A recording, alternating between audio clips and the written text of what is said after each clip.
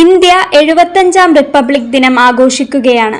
എല്ലാ മേഖലയിലും ഇന്ത്യ കുതിച്ചുയരുന്നു. വ്യക്തി സ്വാതന്ത്ര്യം, കെട്ടുറപ്പുള്ള നിയമങ്ങൾ, ആരോഗ്യം, വിദ്യാഭ്യാസം, തൊഴിൽ, ശാസ്ത്ര സാങ്കേതികം, കായികം, വിനോദം തുടങ്ങി എല്ലാത്തിനും ഇന്ത്യ മുന്നിലാണ്.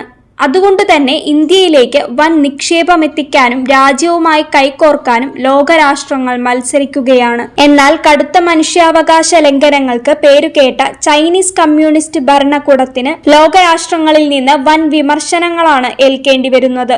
ഐക്യരാഷ്ട്രസഭയുടെ ഓരോ യോഗത്തിലും തല താഴ്ത്തി മടങ്ങാനാണ് ചൈനീസ് പ്രതിനിധികളുടെ വിധി. ലോകരാഷ്ട്രങ്ങളുടെ ആശങ്കയ്ക്ക് തെളിവുമുണ്ട്. ലിംഗമത ജാതി സ്വാതന്ത്ര്യവും അഭിപ്രായ സ്വാതന്ത്ര്യവുമെല്ലാം ഇന്ന് ചൈനീസ് ജനതയ്ക്ക് കിട്ടാക്കനിയാണ്.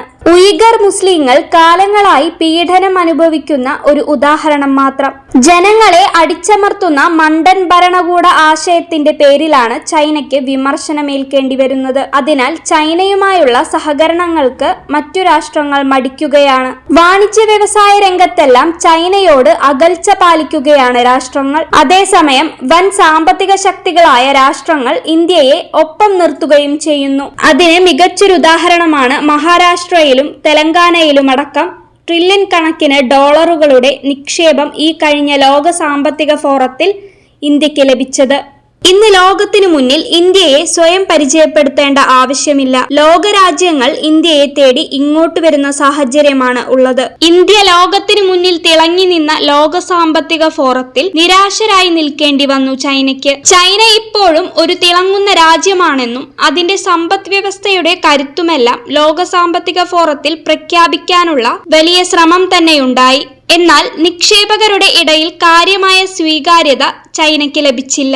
ചൈനീസ് പ്രീമിയർ ലീ ക്യുയാങ് തന്നെ ലോക സാമ്പത്തിക ഫോറത്തിൽ വന്നത് അവരുടെ ആത്മവിശ്വാസമില്ലായ്മയുടെ തെളിവായി വിലയിരുത്തുന്നുണ്ട്. റിയൽ എസ്റ്റേറ്റ് പ്രതിസന്ധി, പ്രാദേശിക സർക്കാരുകൾ നേരിടുന്ന കടക്കെണി തുടങ്ങിയ നിരവധി പ്രശ്നങ്ങൾ ചൈന നേരിടുന്നുണ്ട്.